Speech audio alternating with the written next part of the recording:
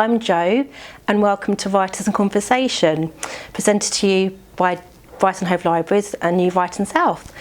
Here today we've got local author and playwright Anna Jefferson. Hello Anna. Hi Jo. Hello, lovely to have you here today. Thank you so much for coming.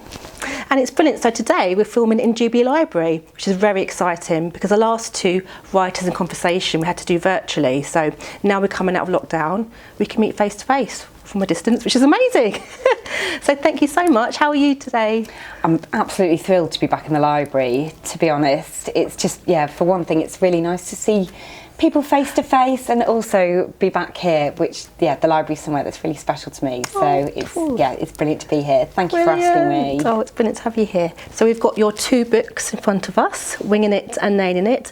And both of these were released during lockdown over the last year. Yes. So these were they inspired from your blog that you started when you first had your daughter 9 years ago. Yeah. So you can tell a little bit more about that and how that turned into these two novels. Yeah, absolutely. So I started writing a blog, I think it was possibly the week after I'd had my daughter, who, as you say, she's 9 now, so some time ago.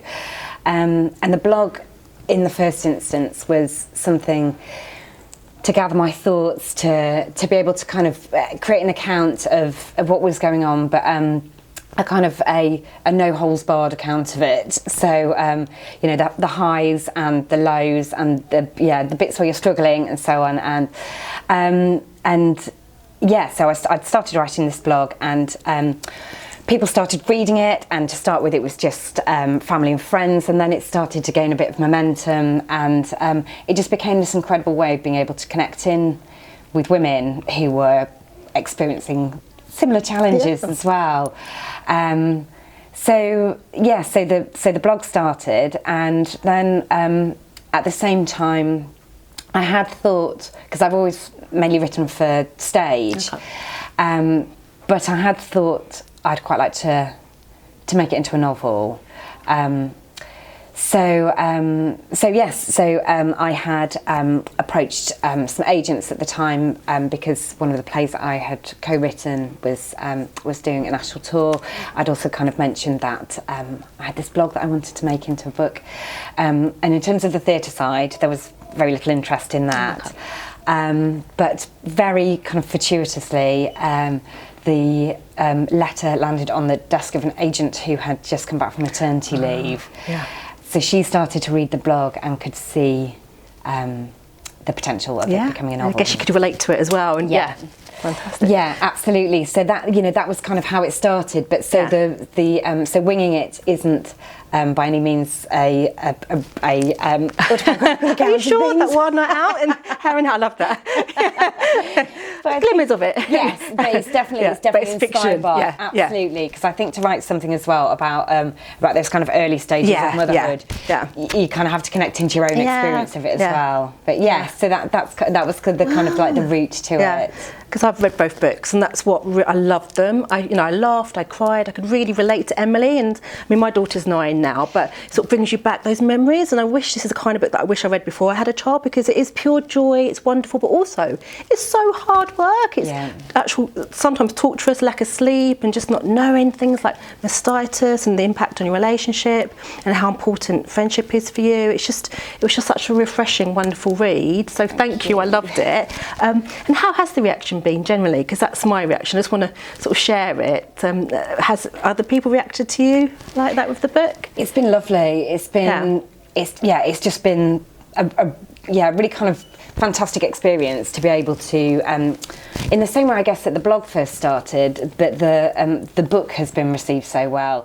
I think part of the beauty of having two books that have both been published while we've been in a lockdown is that all the interaction has been kind of pretty much online. Yeah. So there's been this brilliant way of being able to connect with people through social media, and it's been great. And so with Winging It, there was lots of kind of chat with different women, and on the whole, I think that the main thing that came through was that kind of level of honesty. And I don't know about you, but my experience of early parenting was that there was parts of it were just utterly joyous, and other bits were just like a complete nightmare. You just feel very much on your own. Yes, yeah. Sort of sleep deprived. Yeah, it's really hard. It is extremely hard. Yeah, and you feel almost, because you've got this beautiful little creation, but it's just really hard, isn't it? And you need, I think it's important that you have support around you and someone to talk to.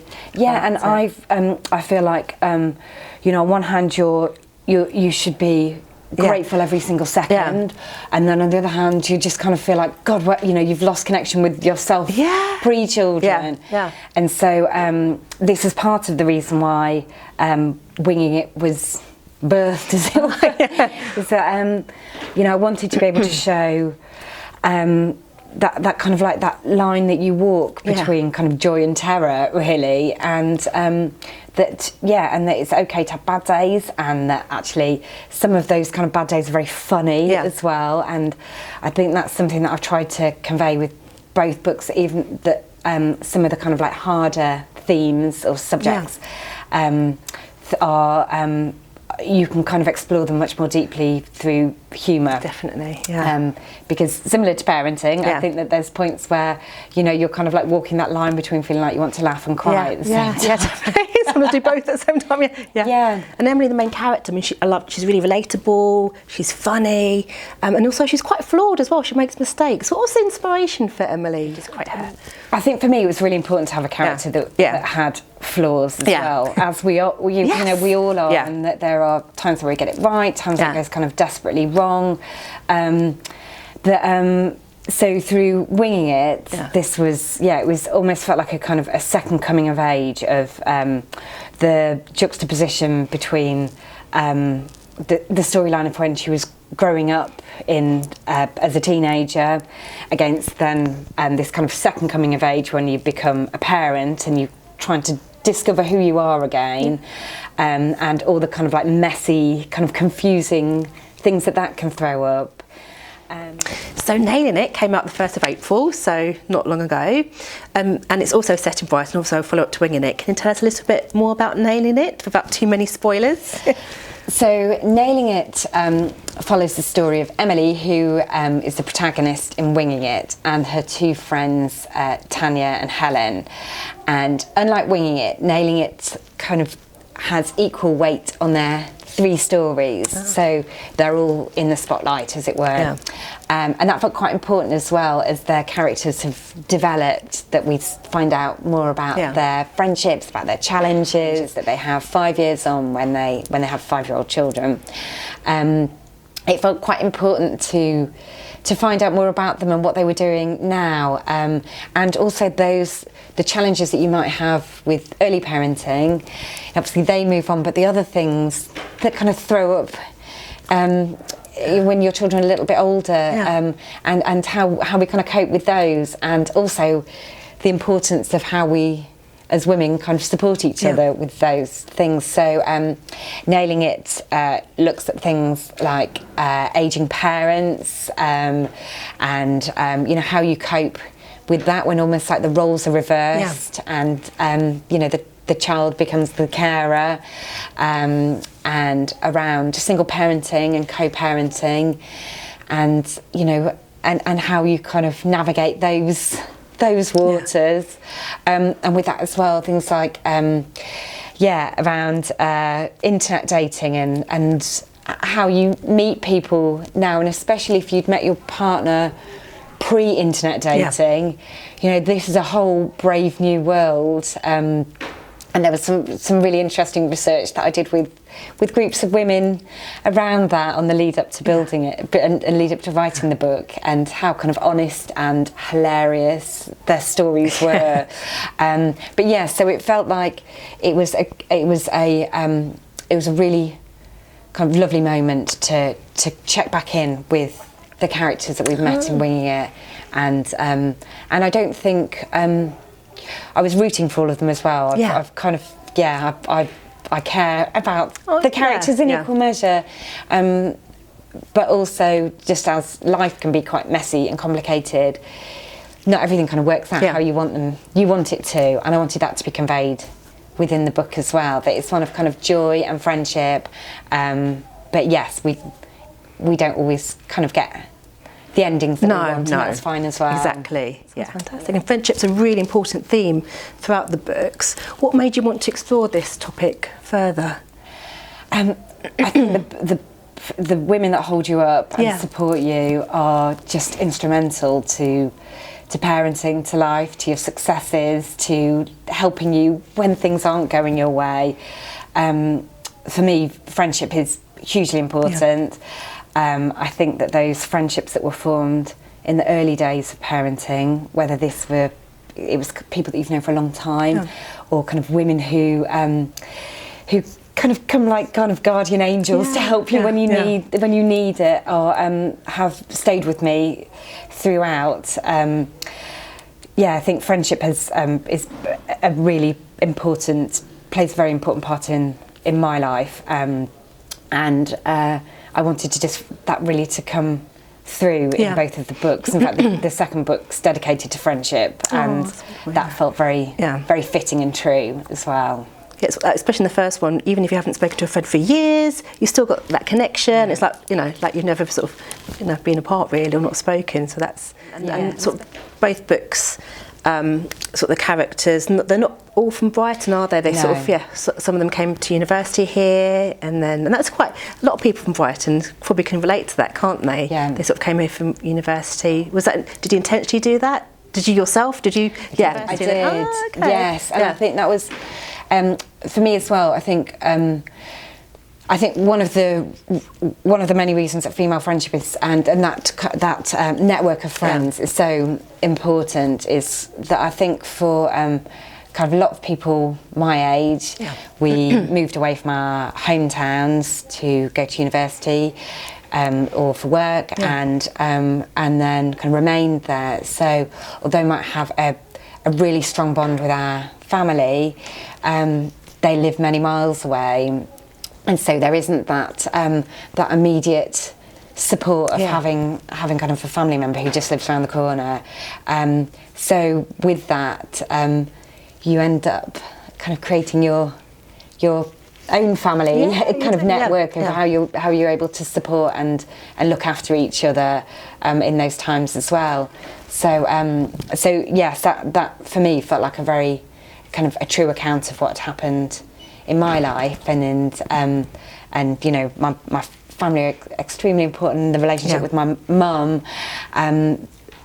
but I don't. Yeah, they live 300 miles. So obviously, we've been going through lockdown. How was your writing been throughout lockdown? I know you've got your 2 young children. So how have you been managing that to carry on, sort of your creativity? It's been, I mean, I think like for everybody, it's had its moments. And, but I think, yes, the writing in lockdown has, I think, like for everybody trying to do anything other than survival has come with its kind of series of challenges. But for me, it was about like identifying a bit of time that I could do things away from family life. So especially when the children were at home, I've always found, well, especially since having children, that my most productive time of the day is quite early.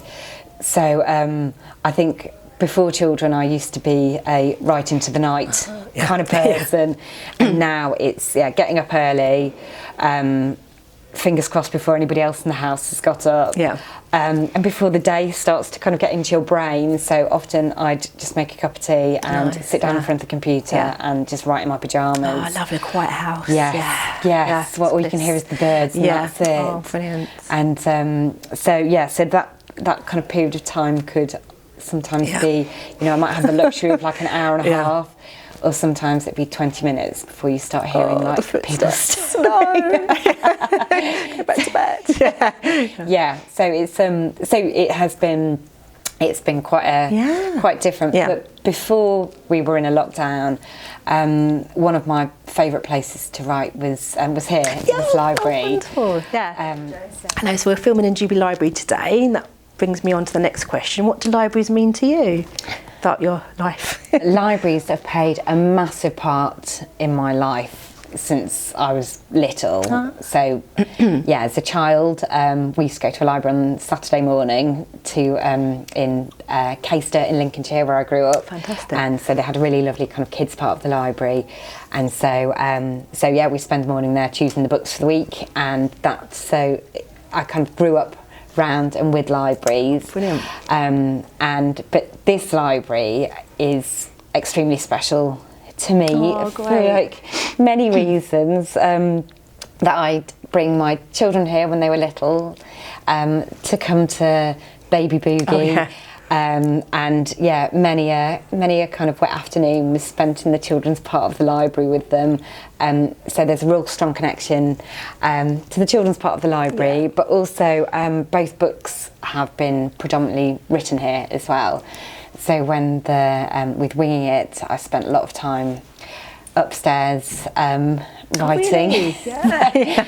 And it's just, I find this space just extremely creative and quiet and constructive, and you can just kind of get lost in your own thoughts here. So it's a really special place to me. Oh, that's so wonderful to hear. And it's so great. We're open again by the time this film goes out. We'll be open again, so people can come and write and book a table, enjoy the space again. So that's fantastic. Do you think you'll come back here and write? Absolutely. I've been missing it dreadfully. So I'm writing a book at the moment. Oh, are you? I think kind of doing anything at home is a bit of a challenge because there's just a million different distractions, and I try and be kind of focused, but it's very easy to think I'll just go and do this. But yes, so when the libraries are open, when this library's open, I'll be booking my space on a table and be right back here to do my writing. Oh. And can you tell us anything about the book you're writing at the moment? Is it similar to Winging It or Nailing It, or is it something completely different?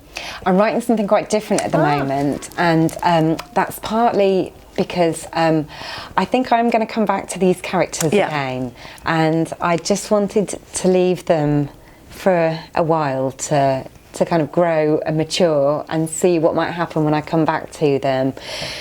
So I'm writing quite a different story at the moment that's a multi-character story, and that's been really interesting as well, kind of writing several different stories and how they all kind of link into each other. But it's just been a real joy to be writing again. Fantastic. And to just kind of that kind of form of escapism and see the world through somebody else's eyes. And my desk looks like total chaos, but it's kind of organised chaos at the moment. I have a big sheet of paper that's covered in post-it notes that are all my different thoughts with these different characters. Brilliant. And it's all starting to make a bit more sense. So yes, I'm not entirely sure where it's going at the moment, but it's all starting to get there. And do you have much support with your writing process? I know when we were chatting you mentioned about a writers group that you're part of. It'd be great to hear a bit more about that. So I'm part of this brilliant writers group that is through New Writing South, and we're called The Right Process, and it's I think there are 9 of us, all women, and it's just kind of turned out that way, but it's this brilliant group. we've all been writing professionally in different for different things for some time. The group's been together for about, I think it's maybe 5 years now, maybe even longer. We've been together for a long time.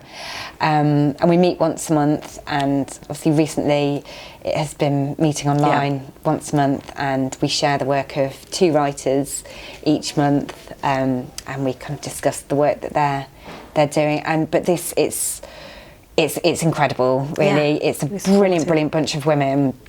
Everybody's extremely supportive but honest. So you feel that you go away just armed with loads of critique and feedback to feed into your work, and out of it, we've just kind of all become friends as well. Really dear friends. But that kind of that sense of routine as well has been wonderful. But I'm very much looking forward to the day where we can see each other in real life again. Hopefully not too long, you can meet up again. But I think actually 2 of the writers in the group you've also yes, we have, for Writers in Conversation. Brilliant. So Sharon Dougal and Katie Macy, so yes, they're two of the writers in the group as well. Brilliant. And do you talk about your own writing, then bring a piece of your own writing and sort of critique it? Yes. Yes. Ah. So we've kind of developed a way of doing it where you can't send in more than 3,000 words. Okay, yeah. You have to send it the week beforehand, so everybody's got time to read it and digest it. And then, yes, everybody within the group will give feedback on those two pieces based on any kind of questions that you've got. But that's really got me out of some kind of like knotty plots where I couldn't really see my way through it. And then when you're then discussing with a group of other writers, friends and writers, that's brilliant. You can kind of get yourself out of that corner sometimes. So that's been brilliant. Did you share some of the work from the writing from Winging It, Naming It? Yes, so both of the books and your current book have gone through that process, as well as it feels like both of them have really felt like a team effort from the research groups that I've been working with to with Winging It especially. There was an awful lot of input and support from my agent from the beginning, and my editor at Orion for both of the books. I've worked very closely with her on both of them. And I work with a writer, Suhaila El-Bushra, who I work with as a mentor through New Writing South as well. So it's been an extremely, I feel very, very lucky to have had that level of support throughout. And are you doing any more sort of promotion coming up? So I'm going down to City Reads now to go and do some signings there for some of the books that they have there, which will be the first time I have been in an actual bookshop as well. So today feels like a massively exciting day. First time back in the library and in a bookshop. That's brilliant. Doesn't get better than that, does it? Does not get any better than that. Library bookshop. Oh, thank you so much. My pleasure. And thank you for having a lovely chat. And we've got Winging It and Then It in the library. So if you haven't read it, you can come along and borrow a copy, or of course buy a copy. Thank you so much again. Thank you for having me. Brilliant. And hopefully you can come along and do maybe an event one day. Maybe. I would love that. I'll put you on the spot there. No, I would love that. That would be fantastic. Brilliant. Yes, please. Okay, thank you. Thank you for watching, and see you in the library soon. Bye-bye.